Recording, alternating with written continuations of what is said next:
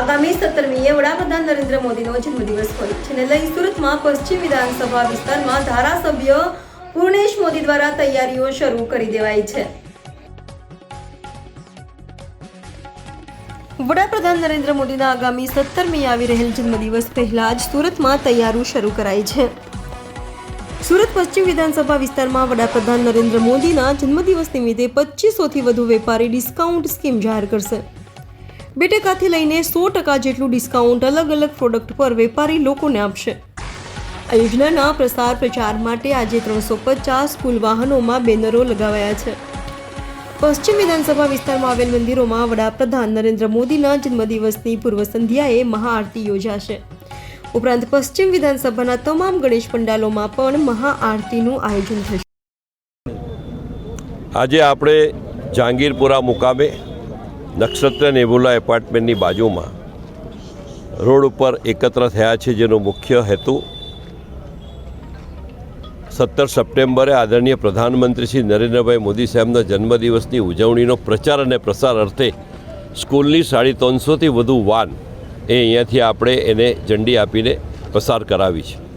4 દિવસ સુધીના પ્રચાર સમગ્ર પશ્ચિમ ઝોન વિસ્તારમાં થશે।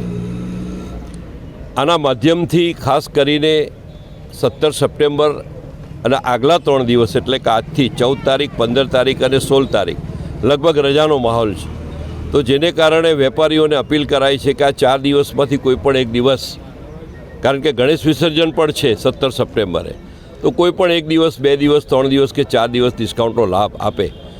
2500થી વધુ વેપારીઓ, જેમાં રેસ્ટોરન્ટ, હોટલ, ડેરી, બેકરી, દવાખાના, હોસ્પિટલ, અનેક કપડાની દુકાન, અનેક દુકાનો મારફત, જેમાં ખાસ કરીને રામનગરની અંદર 250થી વધુ દુકાનો, 180થી વધુ દુકાનો પ્રાઇમ માર્કેટની અને બીજી બધી જે મોટા માર્કેટો છે એ મળીને ખૂબ મોટા પ્રમાણમાં 2500 જેટલા વેપારીઓ ડિસ્કાઉન્ટ જાહેર કર્યું છે। એ ડિસ્કાઉન્ટ 2-5%થી લઈને 100% સુધીનું ડિસ્કાઉન્ટ છે। શાકભાજીના વેપારીઓ પણ છે, હેર કટિંગ સલૂન પણ છે, રિક્ષા પણ 110 છે। તો આ બધા ડિસ્કાઉન્ટનો લાભ ખાસ કરીને શહેરની જનતાને, એમાં મધ્યમ વર્ગ, ગરીબ વર્ગ, જરૂરિયાતમંદ વ્યક્તિને એનો લાભ મળે એવા હેતુથી આ કાર્યક્રમનું આયોજન કરેલું છે। સેવા દિવસની ઉજવણી કરી રહ્યા છીએ।